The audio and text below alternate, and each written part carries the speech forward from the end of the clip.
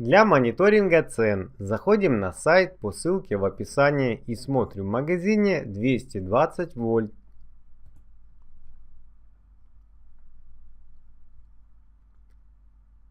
На сегодняшний день цена 3980 рублей.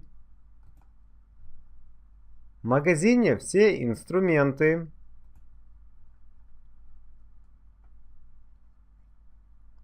В данный момент нет в наличии. Последняя цена 3980 рублей.